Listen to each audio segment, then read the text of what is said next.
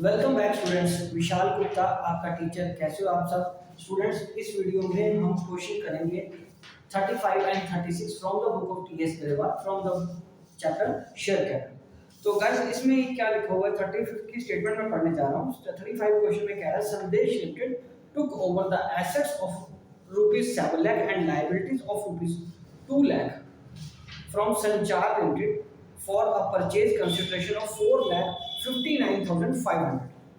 ठीक है जी। Full stop पर उसके बाद लिखा हुआ ₹8,500 वर paid by accepting a draft in favour of Sanchar Limited payable after 3 months and the balance was paid by the issue of equity shares of ₹10 each at a premium of 10% in favor of Sanchar Limited।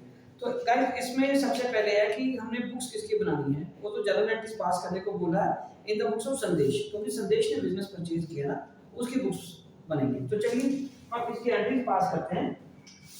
Question number 35। Question number 35 में क्या लिखा हुआ है? Books of संदेश। किसकी books बनानी है? Books of संदेश। ठीक है गाइस, तो ये बनना तो जनरल ही है। चलो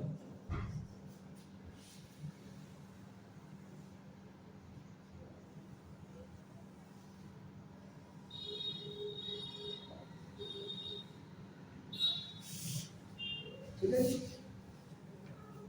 और यहाँ पे आ जाएगा सीरियल नंबर, ये आएगा पर्टिकुलर्स। ठीक है, और ये उसके बाद लेजर फोलियो। ठीक है, ये क्या आ जाएगा? Laser folio, debit rupees and credit rupees. ठीक है जी। तो गाइस सबसे पहले किसकी एंट्री आएगी? उसकी एसेट्स को परचेज करने की। यहाँ पे लिखेंगे assets account debit, assets account debit. ठीक है जी। एक लाइन बीच वाली हमें छोड़ देनी है, क्योंकि कोई पता नहीं गुडविल आएगा बैलेंस में या कैपिटल रिजर्व है। तो उसके बाद लायबिलिटीज कितने की है? 2 लाख रुपए की। तो यहाँ पे लिखेंगे टू लायबिलिटीज कितने की गाइस? यहाँ पे 2 लाख है। और एसेट्स कितने की है हमारे पास? एसेट्स कितने की खरीदी है हमने? 7 लाख की। राइट हो? चलो अब उसके बाद क्या करना है हमें? उसके बाद उसने बोला है कि परचेज कंसिडरेशन कितना है, जो कि हमने संचार लिमिटेड को देना है। तो संचार लिमिटेड को जो हमने परचेज कंसिडरेशन देना है वो है 4,59,500। ठीक है गाइस, तो अब अंडरस्टूड है। ये देखो ये वाली साइड ज्यादा लग रही है, तो हमें उस तरफ पे बैलेंस डालना पड़ेगा। ठीक है, ये देखो 7 लाख ज्यादा है। 7 लाख माइनस 2 लाख और 4,59,500, तो ये 40,500 इस साइड में कम पड़ रहा है। तो इसका मतलब ये बैलेंसिंग फिगर किसकी आएगी? To capital reserve, to capital reserve. ठीक है गाइस, तो ये आ जाएगा बीइंग बिजनेस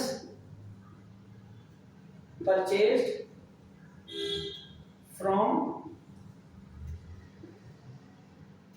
संचार लिमिटेड। संचार लिमिटेड से हमने बिजनेस परचेज किया है। तो यहाँ तक गाइस आपको समझ लग गया ना? ठीक है, तो अब हमें क्या करना है? अभी हमने उसको एक तो 8500 रुपीस पे कर देना है। 8500 पे कर देना और बैलेंस फिगर की हमने उसको इक्विटी शेयर कैपिटल इशू कर देनी है। तो इस केस में हमें क्या करना है? सबसे पहले जो संचार लिमिटेड है गाइस, आपको पता उसके लिए हमें क्या करना पड़ेगा? संचार लिमिटेड को पहले हमें डेबिट कर देना है।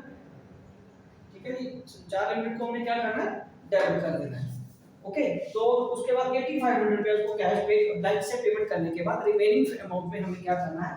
उसको शेयर इशू कर देना है। तो बड़ा इंटरेस्टिंग केस है। तो यहाँ पे लिखेंगे संचार लिमिटेड डेबिट, या आएगा 4,59,500 एंड टू बैंक करके कितना आएगा गाइस? 8500 बोला ना उसने, 8500। तो उसके बाद हमने उसको इक्विटी शेयर इशू कर देने एट अ प्रीमियम ऑफ ₹10। तो यहाँ पे फिर बाकी आएगा टू शेयर कैपिटल, और उसके बाद क्या आएगा?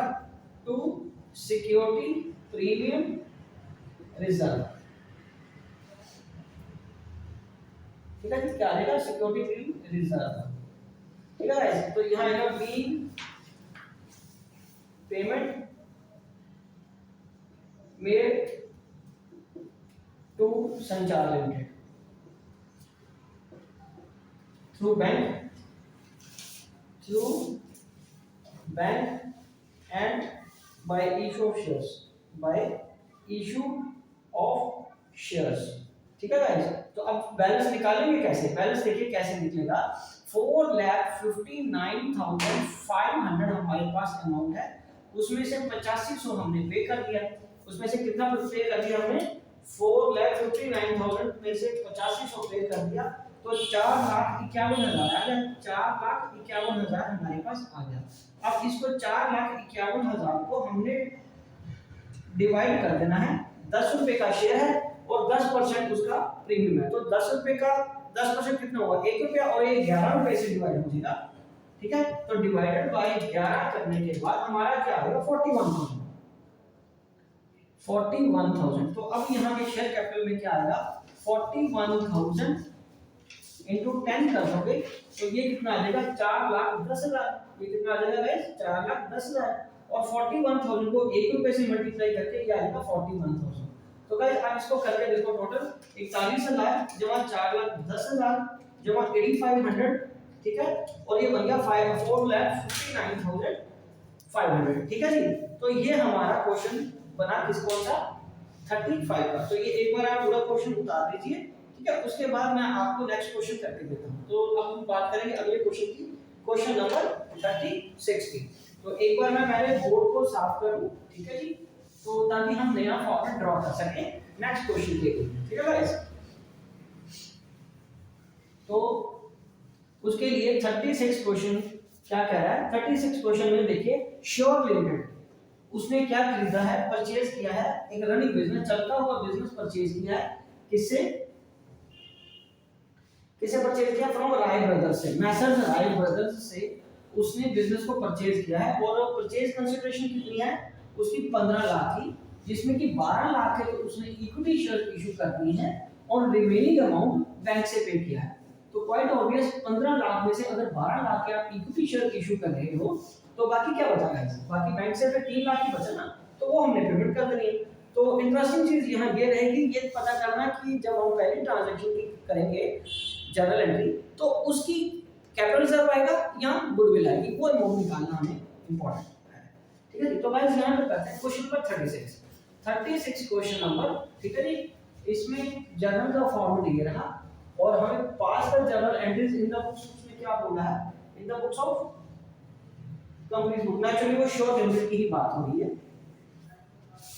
जिसने सामान खरीदा है, सामान यहाँ मतलब बिजनेस खरीदा है, sure limited, books of sure limited. ठीक है गाइस, और यहाँ क्या आएगा? जर्नल। ओके जी, तो यहाँ आ गया सीरियल नंबर और ये आ गया पर्टिकुलर्स। ठीक है जी, ledger folio, debit rupees, credit rupees. तो पहली एंट्री किस चीज की है? पहली एंट्री में हमारे पास यहाँ पे आएगा प्लांट एंड मशीनरी। ठीक है गाइस, प्लांट एंड मशीनरी कितने का? 4 लाख का, और बिल्डिंग कितने की? अगेन वो भी 4 लाख की है। तो पहले यहाँ पे हम लिखेंगे प्लांट 4 लाख का, प्लांट अकाउंट डेबिटेड। ठीक है जी, बिल्डिंग अकाउंट डेबिटेड। ठीक है, debtors account debited, stock account debited, right. उसके बाद है cash account debited, cash account debited. ठीक है गाइस, तो ये आ गया 4 लाख, और उसके बाद अगेन 4 लाख, फिर 3 लाख, और फिर क्या आएगा? अगेन 4 लाख, और यहाँ पे 3 लाख। ठीक है जी, और बी एक सेकंड लाइन छोड़ दीजिए, पता नहीं गुडविल आना है या क्या आना है। और साथ में यहाँ पे हमें क्या लिखना है? उस कंपनी का नाम जिससे हमने सामान खरीदा है, मतलब एसेट्स खरीदी है, बिजनेस खरीदा है, मैसेज राय ब्रदर्स। तो ब्रदर्स शॉर्ट करके दिया हुआ इसलिए देते हैं। ठीक है जी, तो यहाँ आ जाएगा 15 लाख का। ठीक है जी, ये आ गया 15 लाख का। और क्रेडिट साइड में हमारे पास लायबिलिटीज भी हैं, 2 आ जाएगा क्रेडिटर्स। क्रेडिटर्स कितने के हैं? 2 लाख रुपए के, 2 लाख रुपए के। तो अब जरा इसका टोटल करो, ये कितना हुआ 4 4 8 8 3 11 12 13 14 15 16 17 18 18 और ये कितना है गाइस 17 ना। तो यहाँ पे क्या आएगा हमारे पास 2, बोलिए कैपिटल रिजर्व। तो इधर क्या आ जाएगा कैपिटल रिजर्व कितने का आ जाएगा 1 लाख का बैलेंस शीट कर, ठीक है जी, ये 1 लाख का रिजर्व आ जाएगा बीइंग बिजनेस परचेज। तो ये एंट्री थोड़ी लेंथी हो गई है, being business purchase for rupees 15 lakh from Rai brothers, ठीक है गाइस, ये बिजनेस हमने खरीदा। अब हमें इसकी पेमेंट की एंट्री करनी है, ये एंट्री नोट करिए, फिर मैं आपको इसकी नेक्स्ट एंट्री करा देता हूँ, ठीक है जी, ये नोट कर लिया आपने गाइस, चलिए ठीक है। अब ये मैं इरेज कर रहा हूँ, ठीक है, फॉर्मेट हम वही रहने देते हैं, ऊपर सेकंड एंट्री में आपको यहीं पे कर दूंगा, ठीक है जी, क्योंकि आइटम ज्यादा थे इसलिए ज्यादा उसने स्पेस कवर किया, कोई बात नहीं, हम सेकंड एंट्री यहाँ पे इसको इरेज करके कर लेते हैं। आप खुद करो, तब तक देखो जरा कैसे होती है ये एंट्री, ठीक है जी। हाँ, तो अब हम क्या करेंगे, इसमें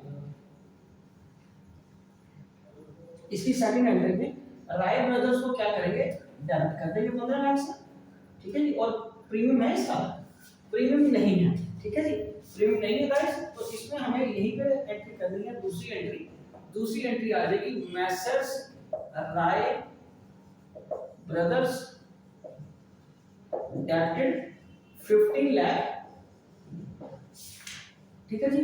2, हाँ जी, 2 क्या आएगा पहले जो बैंक, ठीक है, and 2 share capital, share capital का तो उसने बताया हमें कि 12 लाख है, ओके। और बाकी क्या जाएगा, बाकी 3 लाख रुपया यहाँ आ जाएगा, ठीक है गाइस, बाकी 3 लाख रुपया यहाँ आ जाएगा। तो ये क्या आएगा, being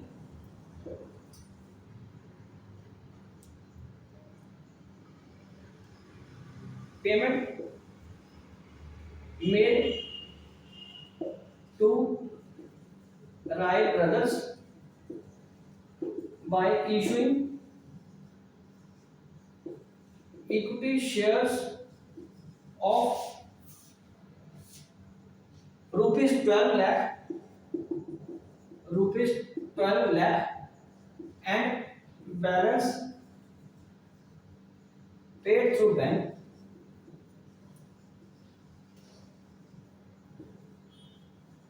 that is rupees 3 lakh, ठीक है भाई, ये एंट्री बनती है आपकी।